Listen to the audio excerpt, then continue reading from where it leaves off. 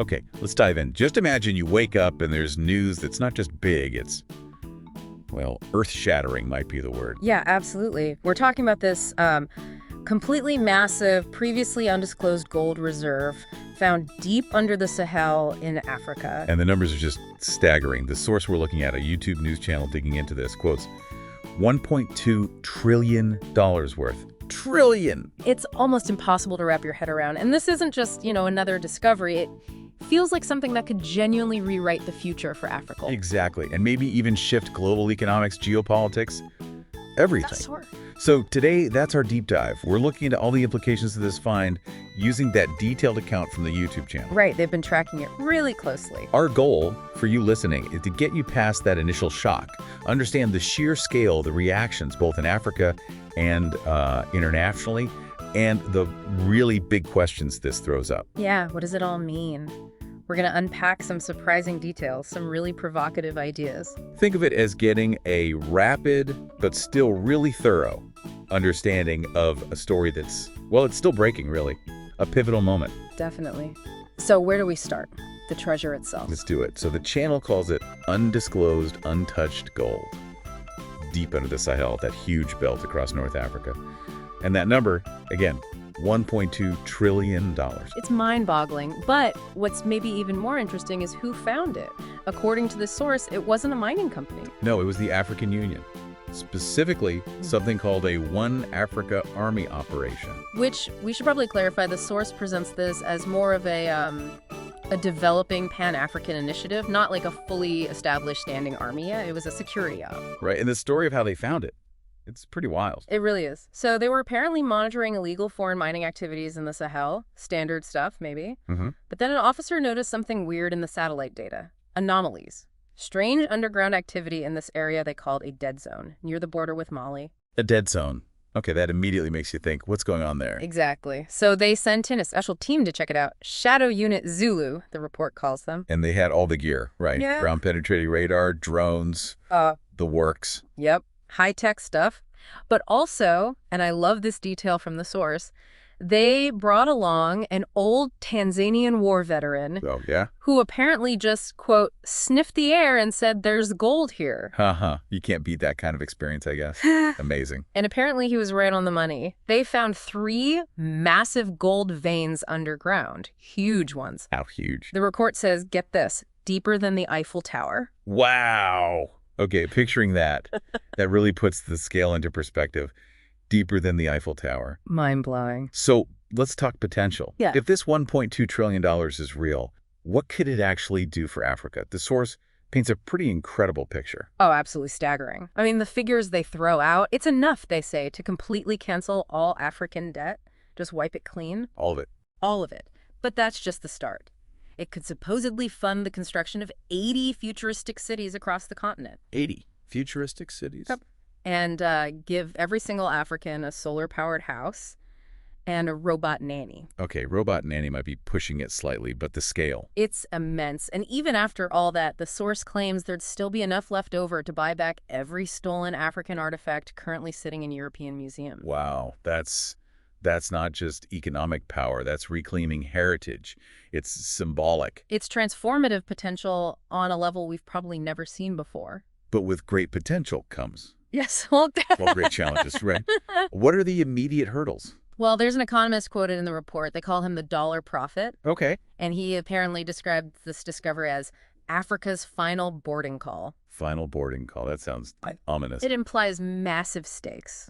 Like, this is it. This is the chance, maybe the last chance, to fundamentally change the continent's trajectory. Right. Get it right or miss the flight entirely. Huge pressure, which leads us to the plot twist. Right. The moment the gold was verified, apparently, what happened? An immediate closed-door emergency summit, but only with the, quote, most powerful African heads of state. Secret meeting straight away. What does that tell you? It suggests, well, maybe not total trust or transparency from the get-go. The source definitely hints at that. It seems so. The account details some pretty controversial reactions from inside that meeting. Apparently, one president, unnamed, from Central Africa, said something like, if the public finds out, they'll expect hospitals, roads, and functioning tap water. Oof. Cynical. to say the least. Yeah. And another leader apparently suggested privatizing it, selling it off to foreign buyers, like at midnight, secretly. Seriously. So right away, there's this tension. Public good versus, well, something else. Exactly. It shows a deep distrust, maybe, of the public, or just a fear of losing control over this incredible resource. So this puts the interim One Africa government, which the source reminds us is still coordinating until Feb 2026, in an incredibly tough spot. Monumental decisions. Do they nationalize the gold for everyone's benefit? Or maybe create some kind of Pan-African gold reserve, like a Fort Knox for the continent. Or do they sell some off, pay the debts, fund those big projects we talked about? There's even the suggestion of just letting it sit there until they can figure out who can actually be trusted to manage it properly. Which speaks volumes about the perceived governance challenges, doesn't it? It really does. And that lack of trust seems to have sparked some interesting ideas. Yeah, the Afrovault concept. Tell us about that. So the channel reports this push for something called Afrovault. It's envisioned as both a physical and digital central gold reserve. Digital how? Governed by blockchain AI. With, and this is key, zero presidential access. Wow. Okay, so taking human leaders completely out of the direct control equation using tech. Exactly. It's a radical idea aimed at transparency, preventing corruption. Yeah. Using technology to build trust where maybe it's lacking politically. A very 21st century solution to an age-old problem. But even with that idea floating around, the source mentions immediate issues. Red flag. Yeah, apparently right away there was a whiff of scandal. A cargo plane spotted leaving a private airstrip near the discovery site. Middle of the night. Where was it going? Allegedly heading to Dubai. And the rumor, according to the source, was that some presidents were maybe siphoning off samples for testing. Samples, right. Even before any official decisions were made. That doesn't exactly build confidence. Not at all. And you can imagine, once word of all this, the discovery, the secrecy, the plane started to leak. Oh, I bet African social media just exploded. The source says they went wild. Yep. The reaction was instant, powerful, and really diverse. Do they give examples? Oh, yeah. Really vivid ones. Someone in Nairobi apparently posted, "If my rent doesn't drop this month, I'm flying myself to the Sahel and digging." Haha. Captures the desperation and hope perfectly. What else? From Lagos, "Please don't give this gold to any politician. Give it directly to my mom. She'll fix Africa before sunset." I love that. Again, that deep distrust of officials, but faith in, well, mom. It's powerful. And someone in Herrera put it very starkly. Yeah. We have enough gold to delete our suffering, but the question is, who controls the delete button? Wow. That is hard. The potential is there, but the control. That's the crux of it. And one more from Cape Town. "Even the ancestors are clapping. Finally, our riches are being acknowledged. Now can someone pay Eskom?" Eskom being the power utility, often troubled. Right. So it connects this massive, almost abstract wealth right back to everyday needs and frustrations. Light bills, infrastructure. Exactly. It's hope mixed with deep skepticism and urgent demands. People weren't just celebrating. They were saying, okay, now deliver. Makes sense. Meanwhile, outside Africa, you can bet the world was watching very closely. Oh, absolutely. The source says foreign embassies, China, Russia, the U.S. included, went on high alert the second the news broke. I'm not surprised. $1.2 trillion in gold appearing on the map, that changes things. Satellite data apparently showed more drone activity near the Sahel almost immediately. And the U.S. base in Djibouti reportedly doubled its security. So instant geopolitical ripples. Everyone wanting to know what's going on, maybe get involved. And the offers started coming in, according to the report. China offered help with mining. Okay. Russia offered military protection for the gold. Interesting. And the Americans apparently just said, we want to talk. Haha. Classic. Straight to the point. But here's the kicker. The AU reportedly told all three of them, essentially, not now, not ever. This is our moment. Wow. Okay, that's a bold statement. Pushing back against potential external influence right from the start. Asserting sovereignty. A real declaration of intent, if true. Trying to break from past patterns, maybe? Seems like it. But, you know, this whole discovery narrative, the source throws in another curveball. A theory. Yes, the juicy theory, as they put it. What if this wasn't quite the sudden discovery, it seems? Exactly. What if? What if someone knew about this gold for decades? like it was deliberately kept secret. What's the evidence for that? Well, the report points to satellite scans way back in the 1980s that apparently showed unusual mineral readings in that same area. Vague, but interesting. Okay. And then, maybe more tellingly, both French and American mining companies apparently just stopped working there in the early 2000s, pulled out, mysteriously. Why would they do that if there was potentially something big there? Unless someone higher up knew and wanted it left alone, that's the speculation. and this ties into a bigger idea. Yeah, the theory connects it to a possible great Pan-African reset plan. Like, this was always meant to be found, but only at the right time. A hidden clause in the African Unity Charter, perhaps? Wow. There's even mention of a supposed leaked note that read, "When the gold is found, the time has come." Okay, that's deep conspiracy territory, but it's fascinating. The idea of a long game, a strategic reveal, timed for African unity. It adds another layer of intrigue, doesn't it? Was it luck or was it destiny, carefully managed? We'll probably never know for sure. But regardless of how it came to light, the hope it sparked is undeniable.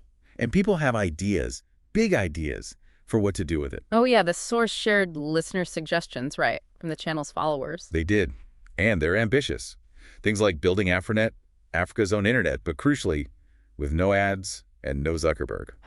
Okay. Taking on big tech. I like it. And doubling the pay for all teachers and nurses across the continent. Now that would be revolutionary. Imagine the impact on education, on healthcare, attracting talent, improving lives directly. Huge. Also building 100 new medical schools, specifically trained by Cubans, but staffed by Africans. Interesting model. Building self-sufficiency in healthcare. What else? Creating Afro-Air, a Pan-African airline, with no delays. Okay, the no delays part might be the most ambitious goal yet. The channel even admitted that might be a stretch. Yeah. AfroPix, an African streaming service, focusing on African stories, not, as they put it, Hollywood trauma stories. Again, that theme of cultural and technological independence. Yeah. Taking control of the narrative. But the ultimate dream, the one that really resonates. Let me guess. Wakanda. You got it. Using the gold to launch Wakanda. Not the movie, but a real place. A real futuristic, prosperous African city. It's a powerful symbol, isn't it? Represents that highest aspiration fueled by this newfound wealth. It really is. It shows this collective dreaming, this vision for what Africa could be. Self-determined, innovative, prosperous. Which brings us back to the core message. This discovery, as the source says, it isn't just a news story, it's a symbol. A symbol of what? That Africa was always rich, that the potential, the wealth was always there, that, quote, the ancestors weren't lying. It's a validation, in a way, a confirmation of inherent worth and potential that maybe was overlooked or suppressed. But it also comes with immense responsibility. The source puts it bluntly, Africa's future is in our hands, literally. If this chance is wasted, if corruption takes hold, if greedy hands steal it, or if it just gets traded away for, aid packages and VIP iPhones, Then what? then, the source concludes, we're not victims, we're just gold-plated fools. Wow. That's stark. It puts the responsibility squarely on the present generation. No excuses.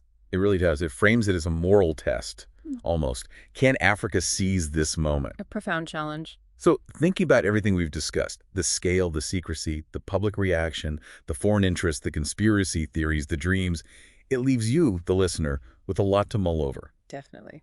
What stands out to you as the absolute most critical decision Africa faces right now with this gold?